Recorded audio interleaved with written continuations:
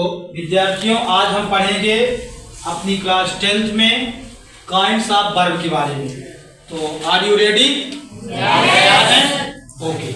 तो kinds of verb की शुरुआत करते हैं। वर्ब के कितने प्रकार होते हैं? तो आपको मालूम है, पिछली कक्षाओं से आप पढ़ रहे हैं कि वर्ब के मुख्य रूप से दो प्रकार होते हैं, फाइनाइट वर्ब और नॉन फाइनाइट। फाइनाइट वर्ब का मतलब होता है जो सीमित क्रिया, और नॉन फाइनाइट का मतलब क्या होता है? असीमित क्रिया। ये जो है फाइनाइट वर्ब मुख्य रूप से 4 भागों में डिवाइड है और नॉन फाइनाइट वर्ब 3 भागों में डिवाइड है। फाइनाइट वर्ब के जो 4 प्रकार हैं, इसमें पहला नंबर है ट्रांसिटिव वर्ब, सकर्मक क्रिया। ये ट्रांसिटिव वर्ब सकर्मक क्रिया क्या है? तो इसका जब आप हिंदी अर्थ सकर्मक क्रिया का संधि विच्छेद करेंगे तो सकर्मक का मतलब होता है सा धन कर्मक। सा माने सही और कर्मक माने कर्म। वह क्रिया जिसमें कर्म की प्रधानता हो, सब्जेक्ट द्वारा किए गए कार्य का प्रभाव कर्म पर जब पड़ता है उसे हम क्या कहते हैं? सकर्मक क्रिया। जैसे राम आम खाता है, मोहन ने गेंद पर प्रहार किया। ठीक है, तो जब गेंद पर मोहन प्रहार करेगा, गेंद आगे की ओर जाएगी, तो सब्जेक्ट के द्वारा किए गए कार्य का प्रभाव किस पर पड़ेगा? कर्म पर। जैसे मान लो ये गेंद है, इस गेंद पर अगर हम प्रहार करेंगे तो गेंद आगे की ओर खिसक जाएगी, तो हमारा सब्जेक्ट हो गया जो प्रहार कर रहा है और गेंद हो गई ऑब्जेक्ट आगे की ओर बढ़ गया। तो ट्रांसिटिव वर्ब की परिभाषा क्या बनेगी? वह क्रिया जिसमें सब्जेक्ट के द्वारा किए गए कार्य का प्रभाव ऑब्जेक्ट पर पड़ता है, सकर्मक क्रिया कहलाती है। इंट्रांसिटिव वर्ब दूसरा नंबर। इंट्रांसिटिव वर्ब का मतलब होता है अकर्मक क्रिया। वह क्रिया जिसमें कर्म की प्रधानता ना हो, सब्जेक्ट के द्वारा किए गए कार्य का प्रभाव स्वयं सब्जेक्ट पर जब पड़ता है, उस क्रिया को हम अकर्मक क्रिया कहते हैं। जैसे द चाइल्ड वीप्स, बच्चा रोता है। तो बच्चा जो रो रहा है तो उसके रोने का प्रभाव उसके ऊपर स्वयं पड़ता है। तीसरी क्रिया है लिंकिंग क्रिया। लिंकिंग जो वर्ब है, इसका मतलब होता है संयोजक या योजक क्रिया। ये क्या करती है? तो ये जो संयोजक और योजक क्रिया है, इसका मुख्य रूप से काम है सब्जेक्ट और प्रेडिकेट को जोड़ना। सब्जेक्ट माने होता है कर्ता और प्रेडिकेट मींस विधेय। इस पर एक एग्जांपल लिख करके हम देखते हैं, कहाँ पर लिखते हैं? यहीं पर लिखते हैं, फिर इसको मिटा देंगे। राम डॉट डॉट आ डॉक्टर। अब यहाँ पर राम हमारा हो गया सब्जेक्ट और डॉक्टर हो गया प्रेडिकेट। यहाँ पर फिल इन द ब्लैंक्स हमको मिला है काम करने के लिए। तो दोनों को जोड़ने के लिए जिस क्रिया की हमें जरूरत पड़ेगी, जैसे इस एग्जांपल में हमें इज लगाना है, मालूम है? इज लगा दिए तो दोनों को इज जो है सब्जेक्ट और प्रेडिकेट को जोड़ने का काम कर रही है। वास्तव में यहाँ पर उसका रोल लिंकिंग वर्ब का है। ठीक है, चौथे नंबर में आते हैं ऑक्सिलरी या हेल्पिंग वर्ब। तो आपको मालूम है ऑक्सिलरी और हेल्पिंग वर्ब को हिंदी में हम बोलते हैं सहायक क्रिया। क्या बोलते हैं? सहायक क्रिया। जैसे सहायक क्रिया का काम क्या है? उसका नाम है सहायक क्रिया। क्रिया की सहायता करने वाला वर्ब मीन्स क्रिया। जो मेन वर्ब होगी, 2 वर्ब होती है, एचवी और एमवी। एमवी माने मेन वर्ब। तो मेन वर्ब में कौन कौन आते हैं? जाना, हंसना, खेलना, रोना, गाना, ये मेन वर्ब है। अब इनकी मान लो इनके द्वारा कोई सेंटेंस सही नहीं बन पा रहा, आई बात समझ में? जैसे आपके पिताजी काम करते हैं और वो अकेले नहीं कर पा रहे तो आपकी हेल्प लेंगे।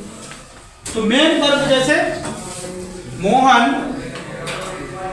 बाजार जा रहा है, मोहन बाजार जा रहा है, तो इसका ट्रांसलेट होगा Mohan is going to market. तो इस सेंटेंस में जो गोइंग में गो लगा हुआ है, ये मेन वर्ब है, और इज आ गया उस सेंटेंस को पूरा करने के लिए यूज हमने किया, तो क्या कहला गया? वो सहायक क्रिया हो गई, हेल्पिंग वर्ब हो गई। तो हेल्पिंग क्रिया क्या कहलाएगी? मालूम हो गया ना? सहायक क्रिया क्या है? वह क्रिया जो मुख्य वर्ब की सहायता करती है किसी सेंटेंस के निर्माण में या उसका टेंस बदलने में। ठीक है, उसे हम हेल्पिंग वर्ब कहते हैं। हेल्पिंग वर्ब की कुल संख्या 24 है। कितनी है? 24 है। ये जो 24 हेल्पिंग वर्ब हमको मालूम है, ये दो कैटेगरी में डिवाइड है। पहला है प्राइमरी हेल्पिंग वर्ब जिसकी संख्या 11 होती है, और दूसरा है मॉडल हेल्पिंग वर्ब जिसकी संख्या कुल कितनी होती है? 13। प्राइमरी हेल्पिंग वर्ब को 3 भागों में बांटा गया है, be verb, do verb, have verb. Be का मतलब होता है होना। होना में 5 आइटमियां हैं, इज, एम, आर वर्ब। ये सब होने को व्यक्त करेंगे। क्या होने को? जैसे इज है, इज कौन है? इज सिंगुलर वर्ब है, इसका प्रयोग सिंगुलर सब्जेक्ट के साथ होगा। तो कौन कौन से सिंगुलर सब्जेक्ट के साथ होगा इज का प्रयोग? He, she, it, any name, right.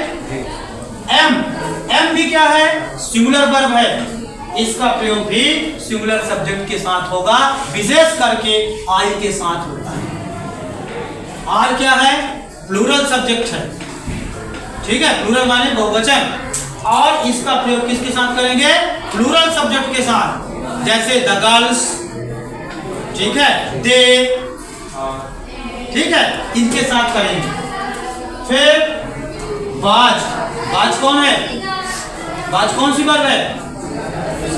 Singular subject है। जोर से बोला है, बाज कौन सी वर्ब है? सिंगुलर सब्जेक्ट है, इसका प्रयोग भी हमें सिंगुलर वर्ब है तो सिंगुलर सब्जेक्ट के साथ। वर्ब क्या है? प्लूरल वर्ब है, इसका प्रयोग किसके साथ करेंगे?